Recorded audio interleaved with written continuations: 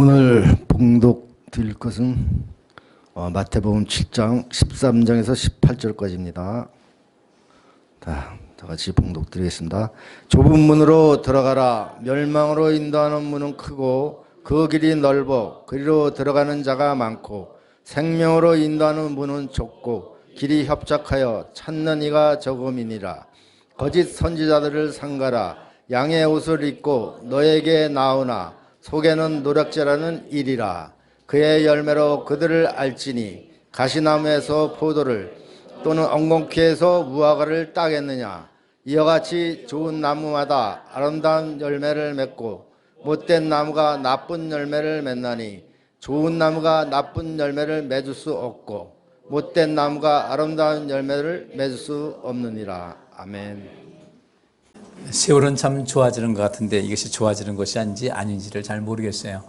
이 좁은 문으로 들어가라는 것은 오늘 여기 14절에 있는 말씀대로 생명으로 인도하는 문은 좁고 길이 협착하여 찾는 이가 적다 이렇게 말씀하고 있습니다. 그러니까 이 좁은 문으로 들어가라. 멸망으로 인도하는 문은 크고 그 길이 넓어 그리로 들어가는 자가 많고 생명으로 인도하는 문은 좁고 길이 협착해서 찾는 이가 적다 이거죠. 근데 찾는 이가 적은데 이 길이 어떤 길? 생명으로 인도하는 길이라는 거죠.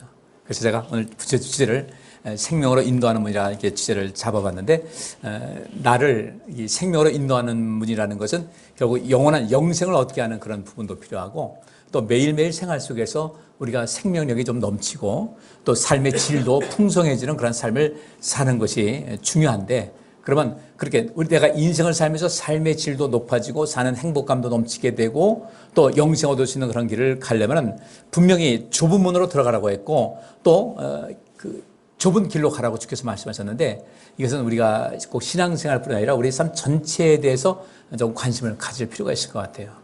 혹시 여러분들 교회에 올라오실 때 전 같지 않게 이렇게 의계단 딱 밟았는데 앞부리가 계단에 탁탁 혹시 부딪히는 분 계세요? 전엔 모르게. 왜 그러겠어요? 근력이 떨어져가지고 번쩍번쩍 들려지지 않는 거예요. 이럴 때 우리가 이게 근력을 키워야 되겠다 생각하셔야 됩니다. 이게 왜 그러지? 근데 사람이 태어나서 세상을 떠나는 거 보면 어렸을 때 점점 향상되다가 어느 날 꺾이면서 제일 처음에 태어날 때와 비슷하게 되는 것 같아요. 이 생활을 가능한 점 늦추면서 인생을 행복하게 살아야 할 텐데, 인생 전반적인 신앙생활뿐 아니라 인생 전반적인 면에서 좁은 문으로 들어가고 또 협착한 길을 가는 것이 내 삶의 질을 높이고 또 생명력이 넘치게 되고 영생 얻을 수 있는 그런 길이 된다라는 그런 관점에서 오늘 좀 귀를 기울이고 하나님의 말씀을 살펴주시면 감사하겠습니다. 이 좁은 문으로 들어가라고 할 때 이 좁은 문이라는 것이 여기 밑에 나와 있어요. 스테노스라는 단어가 폭이 좁은, 그다음에 얇은, 가난한 이라는 뜻이 있습니다. 여기 좁은 문으로 들어간다? 그러면 폭이 좁아요. 또 얇아요. 또 가난해요. 가난하다는 것은 그렇게 봤을 때 별로 이렇게 딱 봤을 때 그 길을 선택하고 싶은 그런 마음, 호감이 별로 가지 않아요. 좀 더 넓었으면 좋겠는데. 집도 기왕이면 어떤 집? 넓은 집. 옛날에 우리나라 13평짜리 아파트가 막 처음 시작될 때 지금 보면 13평이 어때요? 굉장히 답답하죠. 근데 그때 13평짜리 아파트만 들어가도 어땠어요? 굉장히 행복했어요. 내 집 들어가느라고. 그렇게 넓을 수가 없었어요. 왜? 어디 사는 사람이 많았으니까 단칸방에 부엌 하나 달린 집에 사는 사람이 너무나 많았기 때문에 그렇게 들어가서 조그맣지만 방 2개, 3개 있는 집이 그렇게 행복했단 말이죠. 근데 이 넓은 평수로 이제 살고 고층되고 하다 보니까 좋긴 좋은데 그렇다고 해서 우리의 행복감이 쭉 향상되었는가? 또 별로 그런 것 같지는 않아요. 그래서 여기 있는 대로 이 좁은 문 들어가라는 것은 우리의 진정한 그 행복이라는 것은 뭔가 많은 것을 가지고 있다거나 또 어떤 것에 풍부함이 있다거나 뭐 크다거나 이런 것이 있지는 않다. 남들이 볼 때 작아 보이는 것 같다 할지라도 그 길이 어떤 의미가 있는 그런 길이라면 그 길을 걷는 것이 우리가 얼마나 중요한가를 좀 살필 필요가 있을 것 같아요. 우리가 인생을 영원토록 사는 것 아니죠. 우리가 사는 날은 분명히 정해져 있습니다. 지난주에도 말씀드린 대로 우리가 이 요한계시록을 볼 때 앞으로 이 세상의 종말, 새하늘과 새 땅이 펼쳐질 그런 종말로만 받아들이게 되면은 우리 신앙생활에 문제가 발생을 하게 되고 이 요한계시록 해석이 잘 안 돼요. 그러면 주님께서 내가 다시 오겠다고 말씀하셨는데 2000년이 지나도 아직 안 오셨단 말이죠. 그러면 우리 주님께서 다시 오셔서 나를 만나든 내가 이 세상 떠나서 주님 만나든 어쨌든 그날이 비슷할 것인데 그러면 어떤 날이 빠를 것 같아요? 여기 보니까 죄송한 얘기지만 30년 안에 다 주님 품에 안길 분들이 좀 제법 있어요. 저를 비롯해서. 그러면 적어도 30년이면 내 인생의 종말이다. 내 인생의 종말이라는 것은 뭐겠어요? 이 세상의 종말과 별 차이가 없다는 거예요. 그리고 그 종말 때 나는 주님 앞에 어떻게 서야 될 것인가? 그 종말을 예비할 수 있어야 할 텐데 그때 우리가 그 종말을 맞이하면 내 인생의 종점에 도달했을 때는 딱 가는 길이 두 길밖에 없어요. 하나는 어디예요? 예? 어디로 인도 안 받아요? 한 길, 두 길이 있는데 하나는 어디로? 생명으로 인도 안 받고 또 다른 길은 어떻게 돼요? 예? 어떻게? 멸망으로 인도하면 그러면 크고 그 길이 넓은데 그리로 들어간 자 많다는 거죠. 근데 어디로 인도해요? 멸망으로. 딱 두 길이에요. 내가 주님께서 이제 우리가 주님께 간다고 할 땐 딱 두 길, 생명으로 가든지 멸망으로 가든지 두 길 외에는 없다는 겁니다. 제3의 길이 없어요. 그래서 삼거리가 아니에요. 삼거리 될 수가 있겠죠. 우리가 인생길 가다가 이쪽 가고 이쪽 가니까. 그러니까 이 길은 내가 걸었던 길은 폐쇄가 되고 생명으로 인도하는 길이냐 멸망으로 인도하는 길이냐 여기 길이 있을 텐데 그때 허둥지둥 된다고 해서 될 문제가 아니에요. 지금 우리가 뭔가 해야 되는 거죠. 우리가 이 신앙생활 할 때 대부분의 사람들이 예수 믿는다는 것 자체를 어떻게 하는가? 우리가 예배는 가장 기본적으로 생각하고 있습니다. 그 예배도 기본적으로 생각하는데요. 이것도 또 소홀하게 하는 분들도 있어요. 참 이 대한민국 땅에 참 많습니다. 어떻게 우리가 주님 앞에 갈 수 있어야 될까? 제가 그래서 이 비유를 이렇게 좀 생각하고 싶어요. 박사과정을 들어갔어요. 그 박사과정 들어가는 길은 졸업하는 것보다 훨씬 더 길이 넓어요. 근데 그 안에 들어가서 3년 동안을 공부합니다. 뭐 2년, 어떤 데는 2년, 과마다 다른데 저 같은 경우는 3년을 공부했어요. 박사과정을. 3년을 공부해서 3년 과정을 딱 끝냈어요. 근데 박사학위는 반드시 논문 써서 학위증을 받아야 되거든요. 교육부에다가 이 사람 학위는 몇 번에 돼가지고 어느 학교에서 박사 과정을 마쳤고 박사 논문이 통과돼서 박사입니다라고 인증이 돼야 졸업식 가서 박사 가운 입고 박사 모자 쓰고 졸업장 받아야 그 사람은 졸업장이 되는데 안 되는 거예요. 이제 그 생각하면서 우리 예수 믿는 사람들 열심히 신앙생활을 다 했는데 수료증만 나와. 근데 수료증만 가지고 천국에 들어갈 수가 없어. 그럼 어떻게 되겠어요? 근데 이 박사 논문을 쓰는 것이 굉장히 힘들어요. 장기 하나하고 몸에 장기 하나하고 바꾸는 것이 박사 논문 쓰는 것이라고 했는데 제가 그 뜻이 무엇인지 알아요. 근데 거기서 이제 제대로 하려면 논문을 써야 된다는 거죠. 이게 논문 쓰는 것이 보통 고난의 길이 아니에요. 그러니까 팽개치고 싶은 그런 마음이 있는 겁니다. 기왕 박사 과정을 했는데 돈은 과정하면서 돈 그때 다 들어가요. 6학기 등록금 내야 되니까 돈은 그때 다 들어가요. 그 다음에 이제 내가 스스로 노력해가지고 논문을 써야 되는데 논문 쓰는 거 힘들다 해가지고 포기해버리면 박사 공부한 거 아무것도 아니에요. 박사 수료하면 석사예요. 박사가 아니에요. 꼭 박사 학위를 받아야 논문 써서 돼야 된다는 겁니다. 우리 신앙생활 역시 마찬가지예요. 교회 출석했다? 그냥 수료예요. 근데 수료만 가지고는 천국에 들어갈 수가 없어요. 그 다음에 뭐 해야 될 것인가? 논문 쓰듯이 우리가 뭔가 애써서 힘을 다해야 되는 거예요. 여기서 좁은 문으로 들어가라. 좁다는 것은 폭이 좁고 얇고 가난하고 그다음에 이 좁은 문 들어갈 뿐 아니라 그 길은 문만 좁은 것이 아니라 길도 좁다. 길도 협착하다. 이 협착하다는 것이 늘리보라는 단어가 압박하다, 억압하다, 괴롭힌다는 뜻이에요.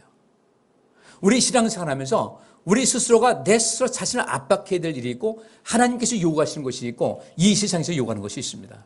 이 길을 온전하게 걸어갈 때 나는 비로소 생명으로 인도하는 그 길을 당당하게 들어갈 수가 있는데 그렇지 않게 되면은 신앙생활에서 그냥 널널하게 대충대충 하다 보면 내 인생은 그저 구원받을 길이 보장이 안 된다는 거예요. 여러분들은 그러면 내가 헛살았다는 얘기냐? 아니에요. 우리는 얼마든지 기회가 있어요. 그 기회가 있는데 내가 안 하는 것뿐이에요. 못하는 게 아니에요. 못한다고 할 때 우리가 내 힘이 부족해가지고 못한다고 할 때는 내가 뭔가 하려고 하는데 내 능력이 부족할 때는요. 하나님께서는 어떻게 하십니까? 도우시겠어요? 안 도우시겠어요? 도우신다니까요. 내 힘이 부족할 때는 하나님께서 도우십니다. 근데 내가 안 할 때는 안 도와주시는 거예요. 어린아이들 이제 크면서 길 가다 넘어지지 않습니까? 그러면 아이가 혼자 일어날 힘이 부족할 때는 우리가 이렇게 세우죠. 근데 이때쯤 돼가지고 이거 일어서겠다 할 때는 우리가 뭐라고 합니까? 일어나. 그래요. 근데 안 일어나요. 일어나라고 하는 겁니다. 우리가 보세요. 신령과 진정으로 예배한다고 할 때 신령과 진정으로 예배하는 모습을 우리 충분히 할 수가 있다는 거예요. 그죠? 신령은 뭡니까? 하나님께서 이 자리에 인재하고 계시니까 그분께서 나는 지금 예배드리는 모든 것을 바라보고 계시는데 이때 주님께서 보실 때 나를 향한 그런 마음이 간절하구나. 나를 사랑하는 마음이 있구나. 나를 존중하는 마음이 있구나라는 것을 우리 하나님께서 인정받을 필요가 있다는 거죠. 이거 내가 할 수가 있잖아요. 근데 내가 못한다? 못하는 건 아니에요. 우리 신앙생활 속에서 하나님께서 원하시는 그런 길을 내가 힘써 감당하고자 여러분께서 애쓰시고 그럴 때 때로 힘이 붙여가지고 그야말로 주님께서 보실 때 하려고 하는 마음은 굉장히 많은데 애는 쓰고 있는데 육신이 연약해가지고 그 한계가 있어가지고 이루지 못한다고 할 때는 주님께서는 언제든지 우리를 도와주시는데 근데 그것을 만약에 우리가 해태한다는 것이 뭐예요? 이렇게 게으르거나 뒤로 미루거나 하게 되면 문제가 발생하게 돼요. 여러분들 박사학위보다 더 중요한 영생의 그 학위를 꼭 얻으시기를 주의 이름으로 축복합니다. 그러기 위해서 우리가 어떤 문으로 들어간다? 좁은 문으로 들어간다. 좁은 문은 좁다는 것은 어떤 거예요? 폭이 좁고 얇고 가난해 보여서 하찮아 보여서 뭐 그런다고 우리가 예수를 믿는다고 되나 이런 생각 갖게 되면 문제가 되는 거예요. 우리는 그 무엇보다도 우리 인생에서 최고의 목표는 영생을 얻으셔야 돼요. 이것만큼 중요한 것이 없어요. 여러분이 아무리 중요한 것이 많다 할지라도 그것만큼 중요한 것이 없어요. 그래서 여러분은 이제 앞으로 인생을 살아갈 때 내가 반드시 영생을 얻어야 되겠다. 영생 얻는 그 길을 반드시 해야 되겠다. 이거 실패하게 되면 난 이 땅에서 아무리 많은 것을 누렸고 즐겁게 살았다 할지라도 많은 것을 쌓아놓고 살았다 할지라도 그 모든 것은 평생 우리가 어디가 살 것인가. 뒤에 말씀이 있지만은 악한 존재들은 어떻게 되는가? 산채로 유황불에 던져지게 되고 그들의 미혹돼 가지고 인생 잘못 살아가지고 영생의 준비를 하는 사람들은 하나님의 말씀의 검에 다 죽어서 짐승의 먹이가 된다는 말씀이 있어요. 우리는 그 말씀을 듣고서 무서워할 필요는 없겠죠? 우리는 하나님 온전하게 믿으면 되는 것이니까. 오늘 그럼 이 좁은 문 좁은 길이 어떤 것인지를 한번 살펴보도록 하겠습니다. 특별히 여기 내가 좁은 문으로 들어가고 있는지 넓은 문으로 가고 있는지 그것은 여기 15절 말씀대로 거짓 선지자들을 삼가라고 했는데 이 거짓 선지자의 미혹에 빠지면 안 돼요. 우리의 영혼을 도둑질하려고 하는 그런 거짓 선지자들에 빠지면 안 돼요. 거짓 선지자들이 받을 심판이 무엇인가? 요한계시록 19장 19절부터 21절에 나와 있는데 제가 읽어드릴게요. 잘 들으세요.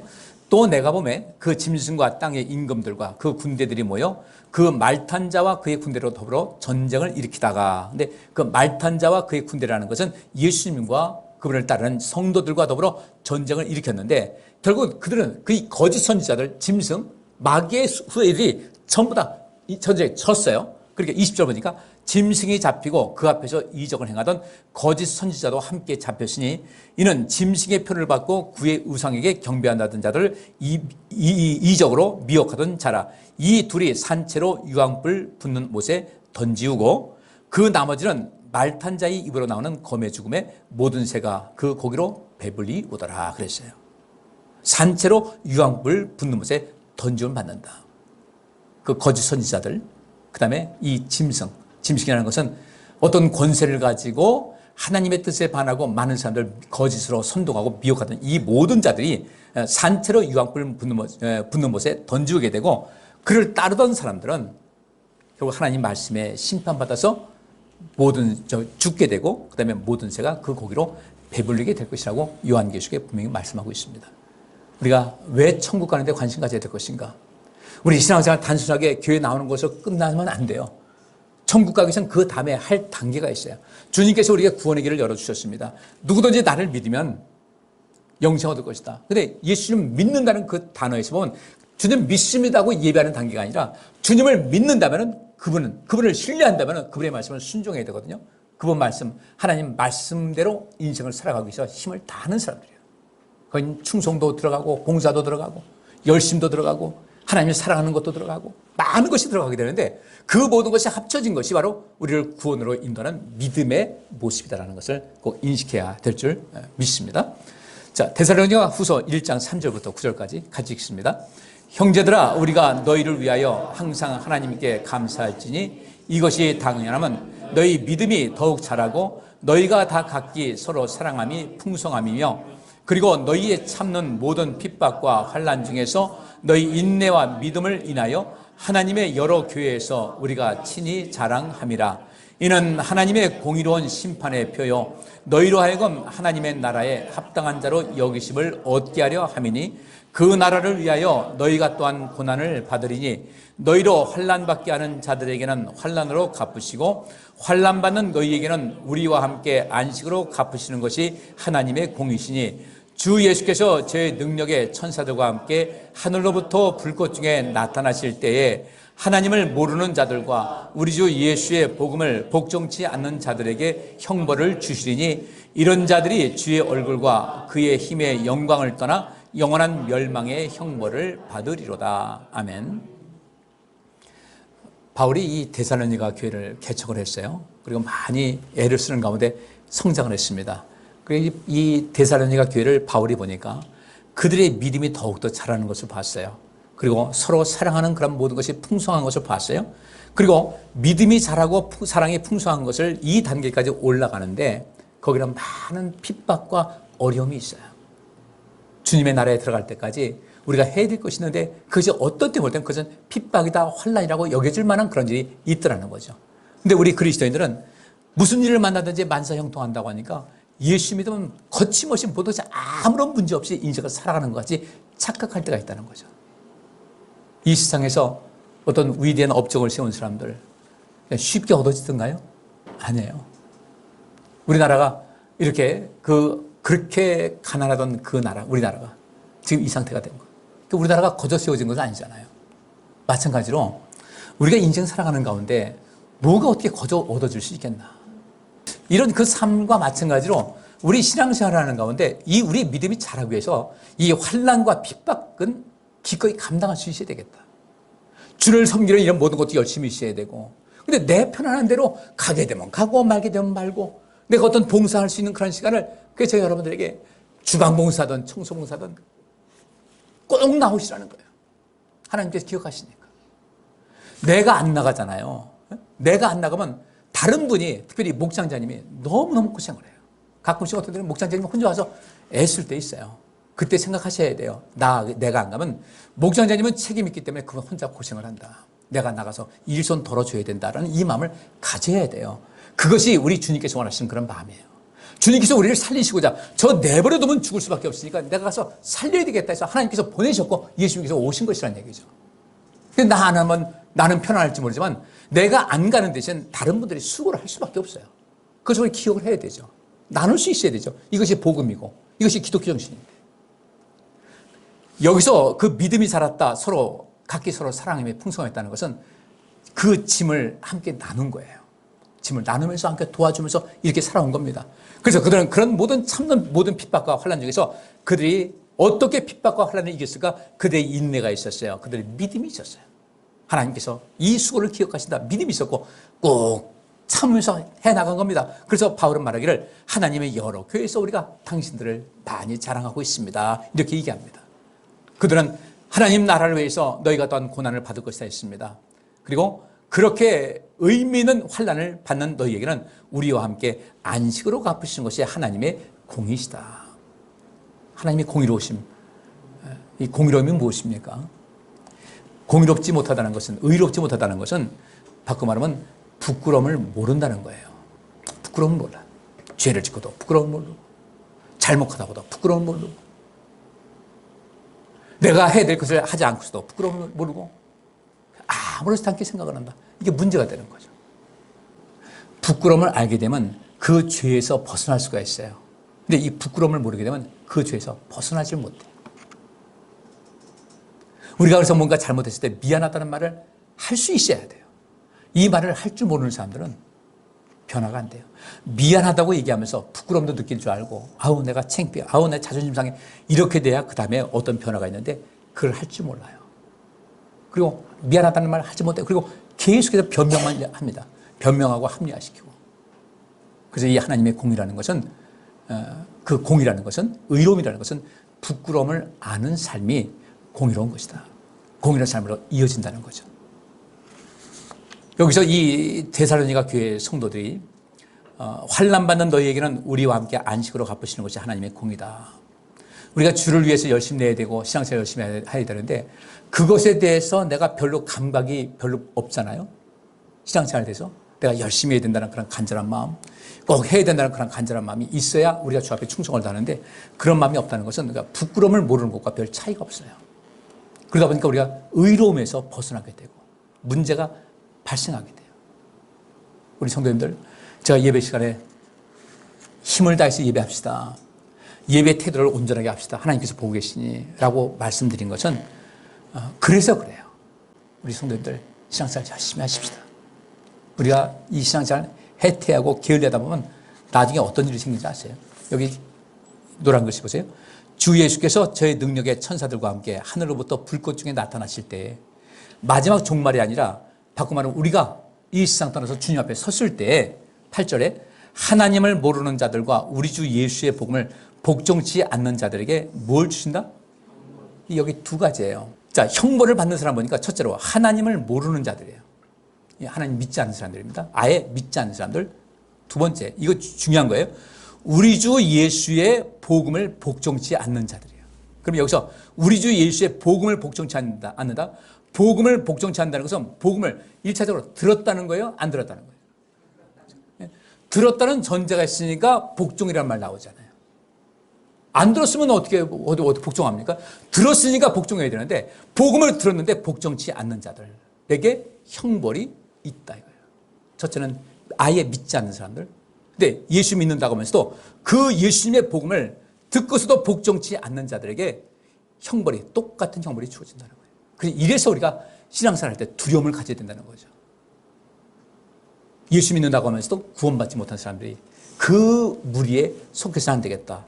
그리고 9절 보니까 이런 자들이 주의 얼굴과 그의 힘의 영광을 떠날 수밖에 없다.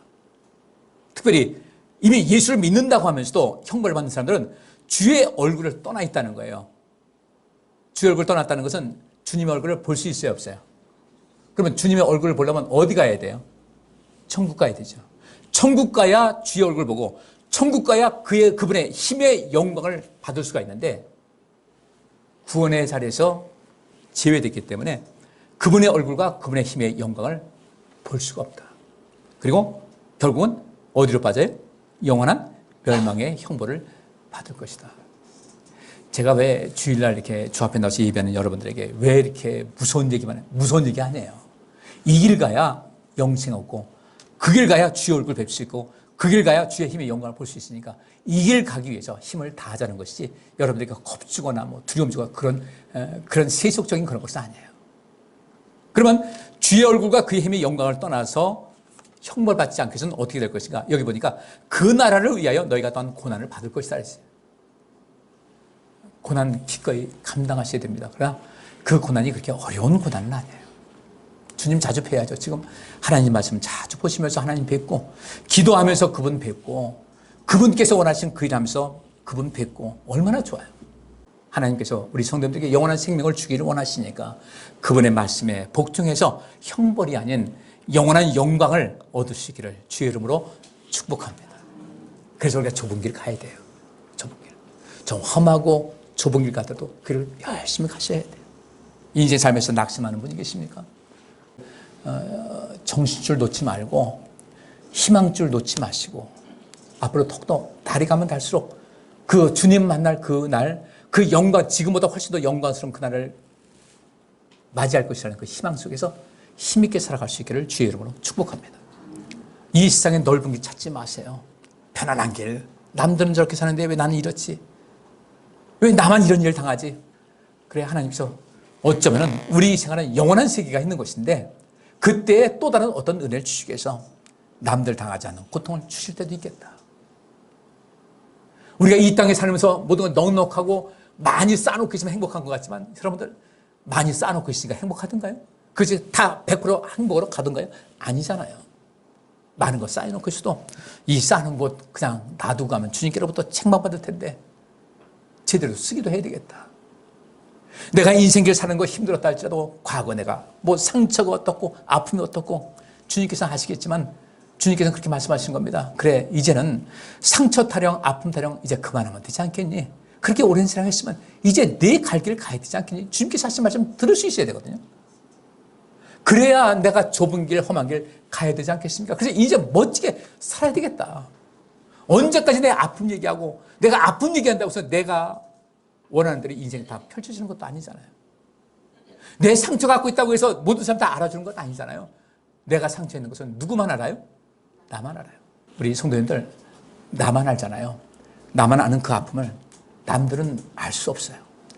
알아주지 못하는 남들을 원망하지 마세요. 왜냐하면 나도 나를 이해하지 못하는 그분의 아픔을 나도 몰라요. 아픔은 나만 아는데 또 누구만 아시겠습니까? 우리 하나님은 아셔요. 그분께 말씀하셔요. 하나님, 이래서 힘들어요.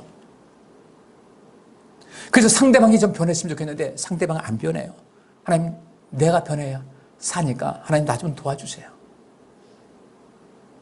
그러면서 주님께서 원하신 그 좁은 길을 걸어가는 겁니다. 그러면 남들 볼 때요, 저분 참 인생 멋있게 사셨다. 근데 세상 탓하고 환경 탓하고 누구 어떻고 그럼 내 인생 피곤해서 살 수가 없어요. 힘들어요. 그래도 내가 가야 되거든요. 그래도 내가 앉아있으면 안 되니까 그 길을 가야 돼요. 어쩌죠. 그 좁은 길, 험한 길을 가야 돼요. 그래서 열심히 나름대로 살아왔어요. 그래도 이만큼 지켜준 것은 그래서 저 자신이 많이 칭찬하는 겁니다. 아유, 애썼다. 전 세상 떠나면서 그럴 거예요. 수고 많았다 하고. 그 내가 여기까지 오는 가운데 힘이 됐던 분들 제가 뭐 어떻게 잊을 수가 있겠습니까? 항상 기억하고 있죠. 우리 성도님들의 삶이 보다 새롭게 돼서 모쪼록 환난받는 너에게는 우리와 함께 안식으로 갚으신다고 했는데 여러분들이 앞날 주님께서 원하신 그 길 내 인생 온전하게 되기 위해서 힘든 그 길을 묵묵히 걸어갈 때 그것도 환난 아니겠습니까? 그렇게 환난받는 너에게는 우리와 함께 안식으로 갚으신다는 거예요. 그 하나님의 안식의 손길을 체험할 수 있기를 주의 이름으로 축복합니다. 이제 좁은 길을 마다하지 말고 힘써 걸어가세요. 그냥 가치 있는 것만큼 쉽게 오는 것은 아무것도 없다. 주를 위해서 열심을 다하시고 우리 인생을 살면서 열심을 다하시고 우리가 살아있는 동안 내가 힘을 다해서 주님을 섬겨야 되니까 건강관리하는 것도 주의 영광을 해서 주께서 원하시는 삶을 살기 위해서 건강관리해야 되겠다 하면 마음을 갖고 있으면 건강도 보장받을 수가 있게 되는 겁니다. 그렇잖아요. 근데 건강관리 못해가지고 주의를 못한다. 이건 내가 잘못된 거예요. 힘들다고 하지 마시고 하나님, 내가 이제 우리 인생에서 내가 주를 위해서 할 수 있는지 한계가 있는 것인데 좀 더 길게 하기 위해서 내가 몸 관리도 잘하겠습니다. 건강 주시고 제가 깨닫지 못할 때 가르쳐 주시고 말씀해 주셔서 그 좁은 길을 묵묵히 걸어가서 주님 앞에 갔을 때 그 탕자가 돌아올 때 그 아버지가 우리나라 말하면 버선발로 먼저 뛰어나가서 아들 끌어안았는데 그 기쁨을 맛보게 하여 주옵소서. 승리하는 여러분 되시기를 주의 이름으로 축복합니다. 기도합니다. 하나님 감사합니다. 저희들의 삶을 복되게 하시고 온전케 하여 주셔서 늘 주님께로부터 사랑받고 또 우리 모두가 생명의 길을 꿋꿋이 걸어온 나는 너무도 자랑스럽다. 너 정말 멋있었다. 너 정말 잘했다. 착하고 충성된 종이었다라고 주님께로부터 칭찬 들을 수 있는 저희들의 삶이 되게 하여 주옵소서. 예수 그리스도 이름으로 기도하옵나이다. 아멘.